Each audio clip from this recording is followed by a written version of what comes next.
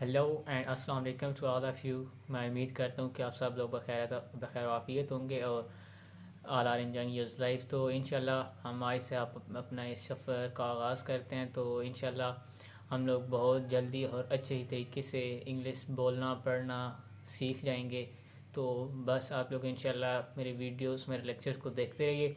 तो इंशाल्लाह अभी हम शुरू से थोड़ा टेंसेस पे फोकस करेंगे। तो 3 या 4 वीक में जब हम टेंसेस के ऊपर ओवरकम कर लेंगे, ग्रेप हम अच्छी तरह से कर लेंगे टेंसेस के ऊपर, तो फिर इंशाल्लाह हम आगे फर्दर मूव करेंगे। तो फर्स्ट ऑफ ऑल की पॉइंट ये है कि हम सब लोगों को एग्जैक्ट जो है ना हेल्पिंग वर्ब्स की placement, subject placement, object placement, correct form of verb and many more things सीखना है ताकि हम ग्रामेटिकली थोड़ा सेंटेंस को ठीक तरह से पढ़ पाएँ, बोल पाएँ।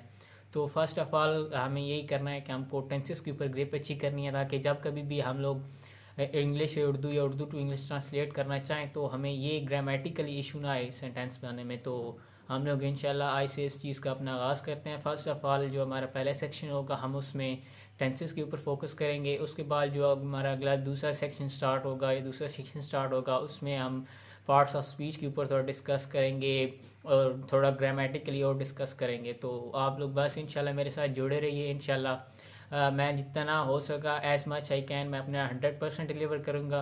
तो इंशाल्लाह मेरे साथ जुड़े रहिए। हम बहुत ही जल्द और बड़े अच्छे तरीके से इंग्लिश को सीख पाते हैं। तो चलिए आज हम अपने पहले लेक्चर से स्टार्ट करते हैं। तो जैसा कि मैंने पहले बताया है कि हमारा जो आज का लेक्चर है वो टेंसेस के ऊपर बेस होगा। तो जैसा कि आप सबको पता है कि टेंसेस 3 टाइप के होते हैं, present, past and future. And further in तीनों की फोर टाइप्स होती हैं। फॉर एग्जांपल अगर हम प्रेजेंट को लेते हैं तो present indefinite tense, second time इसकी है present continuous tense, third type इसकी होगी प्रेजेंट परफेक्ट टेंस और जो फोर्थ इसकी टाइप होगी ये प्रेजेंट परफेक्ट कंटिन्यूस टेंस होगी। तो हम वन बाय वन तो इस तरह कलेक्टिवली करें, तीनों की करें तो टोटल 12 टाइप्स बन जाती हैं। तो हम एक दिन में इंशाल्लाह एक टाइप को डिस्कस करेंगे। तो इंशाल्लाह ये अबाउट 3 वीक्स में हमारा बड़ा अच्छे तरीके से डिस्कस हो जाएगा। हम सबको ब्रीफली और बड़ा डीपली पढ़ेंगे ताकि इन फ्यूचर हम जब भी किसी कोई ट्रांसलेशन करना चाहें तो हम उसमें कोई गलती ना करें और बड़े अच्छे तरीके से ट्रांसलेशन कर सकें। आज से हम स्टार्ट करते हैं अपने इस जर्नी को। तो आज जो फर्स्ट ऑफ ऑल जो टेंस है वो प्रेजेंट का है। प्रेजेंट से हम शुरू करते हैं और जैसे कि इसकी 4 टाइप्स हैं तो आज हम इसकी पहली टाइप यानी कि प्रेजेंट इंडेफिनिट टेंस से स्टार्ट करते हैं। तो चलिए देखते हैं। इंशाल्लाह मैं अब नोट्स भी बनाऊंगा तो वो पेज के ऊपर इंशाल्लाह जो कुछ मैं बोलूँगा, जो कुछ मैं कहूँगा वो इंशाल्लाह मैं पेज पे भी लिखूँगा ताकि आप सब लोगों की बेटर अंडरस्टैंडिंग हो सके। तो जस्ट एक सेकंड वेट करें, मैं कैमरा को फ्लिप करके अपने नोट्स के ऊपर इनको ज़रा उसके ऊपर कवर कर दूँ। तो इंशाल्लाह हम अपना लेक्चर स्टार्ट करते हैं। हम आज का अपना पहला लेक्चर स्टार्ट करते हैं। जैसे कि मैंने पहले बताया कि हमारा जो पहला सेक्शन होगा हम उसमें टेंस को डिस्कस करेंगे और टेंस 3 टाइप के होते हैं। फर्दर इनकी जो है वो आगे जो होती हैं 4 टाइप्स होती हैं। तो कलेक्टिवली ये 12 टाइप्स बन गए। तो जैसे कि ये आपको सामने पेज के फ्रंट व्यू पे नज़र आ रहा होगा कि मैंने इनको थोड़ा सा इनका एक ओवरव्यू दिया है, टेंसेस कितने टाइप के होते हैं और उनमें से हर एक की फिर कौन कौन सी टाइप होती है। तो हम इंशाल्लाह आज का अपना लेक्चर स्टार्ट करते हैं। तो पहला जैसे कि आपको नज़र आ रहा है कि इसमें पहला टेंस जो है वो प्रेजेंट का है। तो प्रेजेंट की 4 टाइप्स हैं। इसमें जो इसकी पहली टाइप है वो प्रेजेंट इंडेफिनिट टेंस की है। तो हम आज इंशाल्लाह आज के लेक्चर में सिर्फ प्रेजेंट इंडेफिनिट टेंस के ऊपर ही फोकस करेंगे और इंशाल्लाह मैं ब्रीफली एक्सप्लेन करूँगा कि इसकी क्या पहचान होती है। तो इंशाल्लाह मेरे साथ जुड़े रहिए और हम आज का अपना लेक्चर स्टार्ट करते हैं। तो जैसे कि मैंने बताया कि हमारी पहली जो टाइप है वो प्रेजेंट इंडेफिनिट टेंस है। जैसे कि आपको ये नीचे पेज के लेआउट में शो हो रहा है कि इसकी पहचान जो होती है प्रेजेंट इंडेफिनिट की वो ये होती है कि जो उसका उर्दू फ़िक्रा होता है उसके आखिर में ता है, ती है, ते है, ता हूँ या ती हूँ वगैरह आता है। तो जैसे ही आपके सामने कोई उर्दू का टेंस होगा और आपने उसको पहचाना है कि ये वेदर प्रेजेंट का है, अगर प्रेजेंट का है तो ये प्रेजेंट की कौन सी पर्टिकुलर टाइप का है। तो अगर तो उसके एंड में ये वाले 4-5 वर्ड्स जो मैंने मेंशन किए आते हों तो इसका मतलब है कि ये प्रेजेंट इंडेफिनिट टेंस का है। तो अब ये जैसे कि हमको पता चल चुका है कि ये प्रेजेंट इंडेफिनिट का है तो आगे आप इसको फर्दर डिस्क्राइब और एक्सप्लेन करना है। तो प्रेजेंट इंडेफिनिट के आगे हम चलें तो वो फिर 4 टाइप्स होंगी। 4 टाइप के ऐसी होंगी कि सबसे पहले उसका सिंपल टेंस जो होगा वो सादा टेंस होगा। उसके बाद उसका जो होता है वो नेगेटिव टेंस, मतलब उसका जो वो नफ़ी फ़िक्र होता है वो होता है जिसमें नहीं का इस्तेमाल होता है। उसके बाद उसकी तीसरी टाइप जो होती है वो इंटेरोगेटिव यानी सवालिया फ़िक्रा होता है। तो उसमें जो होता है वो क्वेश्चन क्वेश्चन किया हुआ होता है, तो वो क्वेश्चन वाला एक हो गया इंटरोगेटिव। और उसके बाद जो फोर्थ टाइप उसकी होती है वो नेगेटिव इंटरोगेटिव होती है, मतलब कि नफ़ी सवालिया फ़िक्रा। तो हम इन चारों को आज फिर इसमें डिस्क्राइब करते हैं। तो सबसे पहले जो मैंने बताया कि इसमें सादा फ़िक्रा कैसा होता है, तो कैसे बनाते हैं। तो इसमें जो होती है फर्स्ट फॉर्म ऑफ वर्ब इस्तेमाल करते हैं, और सेंटेंस बनाते हुए ही शी इट या कोई भी सिंगुलर नाउन होगा उसके साथ एस ई एस या आई एस का इजाफा करते हैं। तो इसका फार्मूला जैसे कि आप सबको शो हो रहा है कि सबसे पहले होता है सब्जेक्ट, उसके बाद ये जो लिखा हुआ है फर्स्ट वी, इसका मतलब है फर्स्ट फॉर्म ऑफ वर्ब। तो कहीं कहीं भी ये यूज़ होगा तो आपको समझ लेना चाहिए कि फर्स्ट वी का मतलब है first form of verb. Slash ये है कि फर्स्ट फॉर्म ऑफ वर्ब के साथ एस ई एस या आई एस का इजाफा करना होता है। उसके बाद ऑब्जेक्ट और प्लस का मतलब आगे ये है कि एक काम करना होता है और एक होता है कि काम किस पे किया हुआ। तो ये प्लस उस वजह से अदरवाइज कुछ सेंटेंस में होता है, कुछ में नहीं होता। तो बाय द वे डाल दिया कि अगर ज़रूरत पड़े तो इसको इस्तेमाल कर लेते हैं। तो अब इसकी एग्जांपल्स की तरफ हम बढ़ते हैं। तो अगर इसकी हम सबसे पहली एग्जांपल लें तो हम ले सकते हैं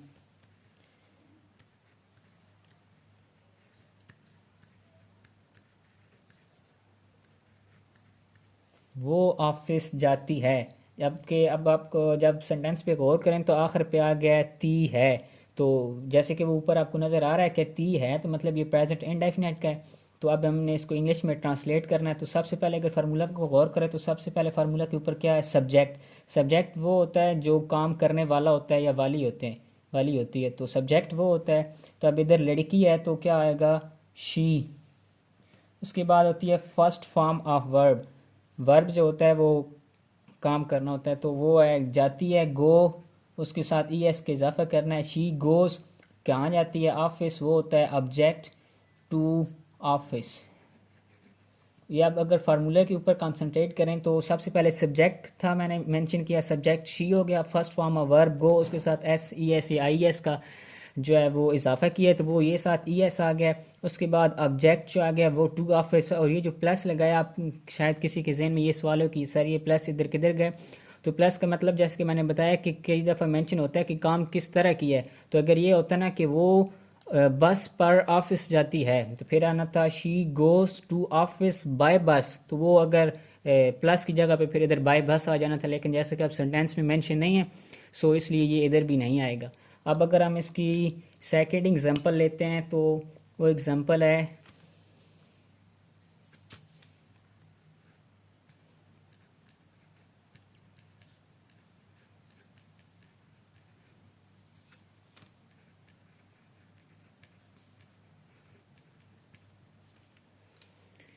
हम अपने कपड़े धोते हैं। सो अगेन सेंटेंस के आखिर पे आ गया ते हैं। तो इस ये फिर प्रेजेंट इंडेफिनिट का, इसी तरह अब हम इसको ट्रांसलेट करेंगे। तो सबसे पहले सब्जेक्ट, सब्जेक्ट क्या है, हम की इंग्लिश होती है वी। उसके बाद वर्ब, वर्ब क्या है, धोना, धोने की इंग्लिश होती है वॉश। तो जैसे कि मैंने बताया था कि सिंगुलर नाउन के साथ एस या ई एस का इजाफा या आई एस का इजाफा करते हैं। वी या ये प्लूरल है तो इसके साथ एस ई एस या आई एस का इजाफा नहीं करेंगे, तो ये सिंपल वॉश आ जाएगा, सिर्फ फर्स्ट फॉर्म ऑफ वर्ब आएगी वी वॉश। उसके बाद जो होता है ऑब्जेक्ट होता है वो है आवर क्लॉथेस। तो ये जो ये क्लॉथेस के साथ ऐसा ये नहीं समझना कि वर्ब के साथ इस्तेमाल हो गया, ये वर्ब नहीं है। वर्ब आपका ये काम करना, ये वैसे जो है आपका ऑब्जेक्ट है। तो क्लॉथेस वैसे ही कपड़ों को लिखते क्लॉथेस होते हैं, तो ये इसलिए क्लॉथेस आया। ये वो फार्मूले के तहत इसके साथ एस या ई एस का एडिशन नहीं किया। उसके बाद अगर एक और एग्जांपल इसकी हम ले लें तो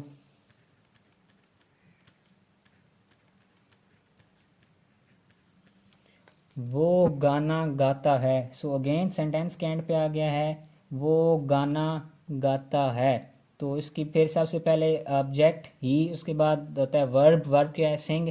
तो इसके साथ एस का एडिशन कर देंगे, सिंगुलर है, ही सिंग्स अ सॉन्ग। तो ये हमारा जो इसका है वो सिंपल सेंटेंस सादा फिक्रा बनाने का जो है वो एक टाइप कंप्लीट हो गई है। तो अब हम इंशाल्लाह इसकी दूसरी टाइप की तरफ बढ़ते हैं। और उसकी जो दूसरी टाइप है, मैंने जैसे कि आप सबको बताया था कि वो दूसरी टाइप होती है नेगेटिव, यानी कि नफ़ी फ़िक्रा। तो नफ़ी फ़िक्रा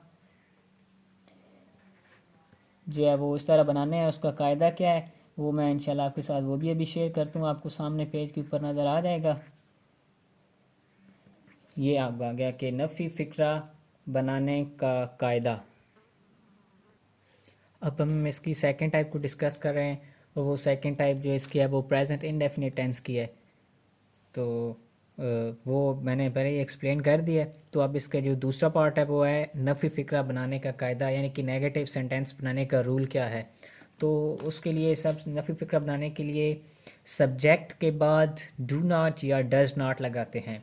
तो सब्जेक्ट मतलब जो काम करने वाला होता है, उसके बाद डू नॉट या डज नॉट का इजाफा करते हैं। तो अब सवाल यह है कि डू नॉट किसके साथ इस्तेमाल करना है और डज नॉट किसके साथ इस्तेमाल करना है। तो ही शी इट या सिंगुलर नाउन के साथ डज नॉट का यूज़ करना है, और आई वी यू दे या कोई भी प्लूरल नाउन होगा तो उसके साथ डू नॉट को इस्तेमाल करना है। तो अब इसकी एग्जांपल्स की तरफ जाते हैं। तो फर्स्ट ऑफ ऑल इसकी एग्जांपल जो पहले ली थी उन्हीं को नेगेटिव में कन्वर्ट किया है। वो ऑफिस नहीं जाती है। सबसे पहले क्या था, सब्जेक्ट, सब्जेक्ट आ गया शी अब सिंगुलर नाउन है तो उसके साथ डज नॉट। उसके बाद गो टू स्कूल। सेकंड है हम अपने कपड़े नहीं धोते हैं। ये नेगेटिव नफी फिक्र की पहचान ये है कि उसमें नहीं का इस्तेमाल आता है।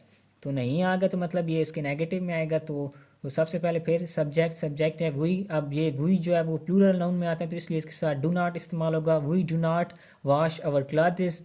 थर्ड वन है वो गाना नहीं गाता है। ही सिंगुलर है तो डज आएगा, does not, he does not sing a song. So अब इसकी ये दो टाइप्स कंप्लीट हो गई हैं। अब हम इसके आगे फर्दर थर्ड टाइप के आगे मूव करते हैं, और इसकी थर्ड टाइप जो होती है वो इंटरोगेटिव सेंटेंस होती है, यानी कि सवालिया फ़िक्रा होता है।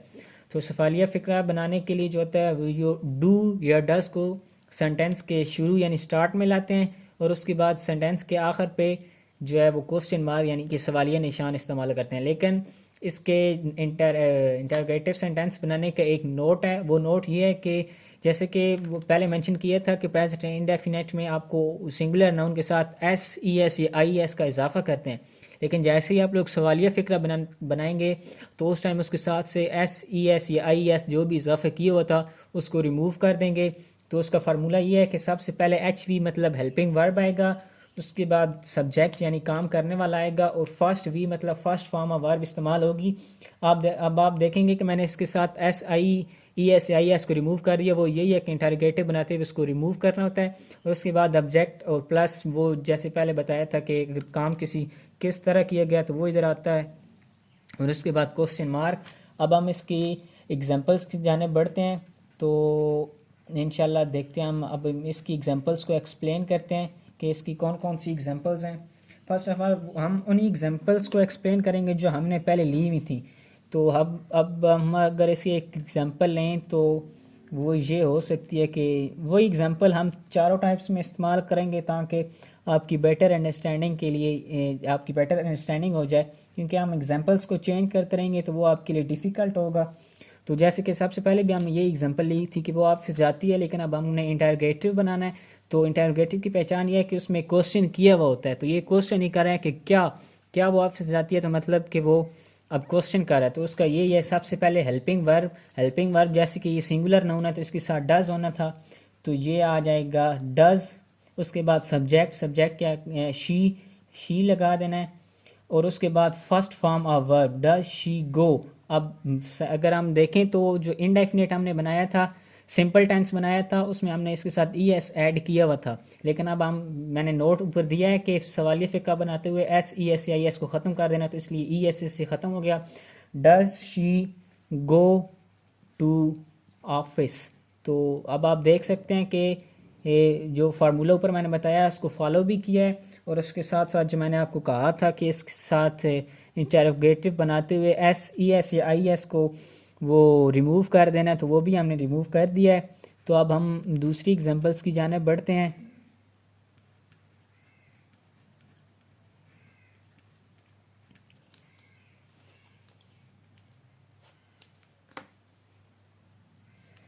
क्या हम अपने कपड़े धोते हैं, ये अगेन क्वेश्चन मार्क है।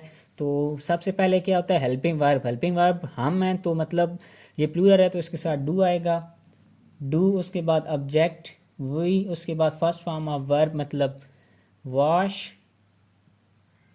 उसके बाद होता है ऑब्जेक्ट मतलब do we wash our clothes. And end पे क्वेश्चन मार्क, सॉरी मैं ऊपर लगाना भूल गया, और एंड पे क्वेश्चन मार्क इस्तेमाल करते हैं। और ऐसी उसकी तीसरी एग्जांपल जो हमने पहले भी ली थी, क्या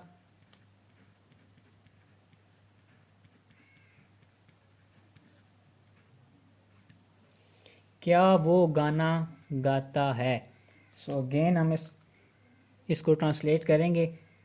तो सबसे पहले फिर वही हेल्पिंग वर्ब, ये सिंगुलर है तो इसके साथ डज आना था, डज, उसके बाद आता है सब्जेक्ट, सब्जेक्ट इधर क्या है, ही, डज ही, उसके बाद आता है फर्स्ट फॉर्म ऑफ वर्ब, वो होती है सिंग, गाने की, does he Singh a song. तो इसमें भी आप देखें, अगर हमने इसका जब सिंपल बनाया था तो सिंग के साथ एस को ऐड किया हुआ था, अगेन वही कि इंटरगेटिव बनाते हुए एस को रिमूव कर देना होता है, तो इसलिए इधर से एस को रिमूव कर दिया। सो अब इसकी 3 पार्टिकुलर टाइप्स को हम डिस्कस कर लिया है। अब हम इसकी 4th टाइप की जाने बढ़ते हैं। वो 4th टाइप होती है नेगेटिव इंटरगेटिव, यानी कि नफी सवालिया फ़िक्रा। तो ये ऐसा फ़िक्रा होता है कि इसमें क्वेश्चन भी किया हुआ होता है और नहीं का भी इस्तेमाल हुआ होता है। सो हम देखते हैं, हम इसकी पहचान भी देखते हैं कि इसकी पहचान क्या होती है, और उसके बाद इसको ट्रांसलेट करने का फार्मूला भी बताते हैं। तो इसकी 4th टाइप है, वो है सवालिया नफ़ी फ़िक्रा, मतलब नेगेटिव इंटरगेटिव सेंटेंस। इसकी पहचान ये होती है कि सेंटेंस में क्वेश्चन भी किया हुआ होता है और क्वेश्चन के साथ साथ नहीं का भी इस्तेमाल किया हुआ होता है। मतलब वो क्वेश्चन कर भी रहा होता है और पूछ रहा भी होता है कि ये नहीं किया या किया। तो ये इसकी पहचान है कि फ़िक्रे में क्वेश्चन भी किया हुआ होता है और नहीं का भी इस्तेमाल किया हुआ होता है। तो बनाने का कायदा तरीका ये है कि सबसे पहले जो होता है वो हेल्पिंग वर्ब शुरू में ले आते हैं, उसके बाद सब्जेक्ट को इस्तेमाल करते हैं, सब्जेक्ट के बाद नॉट इस्तेमाल करते हैं और फ़िक्रे के आखिर पर सवालिया निशान लगाते हैं। उसका फार्मूला मेन वो फिर इस तरह एक्सप्लेन कि सबसे पहले एच वी मतलब हेल्पिंग वर्ब, उसके बाद हम सब्जेक्ट को यूज़ करेंगे, सब्जेक्ट के बाद नॉट, नॉट के बाद फर्स्ट वी मतलब फर्स्ट फॉर्म ऑफ वर्ब, फिर ऑब्जेक्ट, और उसके बाद क्वेश्चन मार्क हम ऐड करेंगे। उसके बाद हम आगे इसकी एग्जांपल्स की तरफ जाते हैं। तो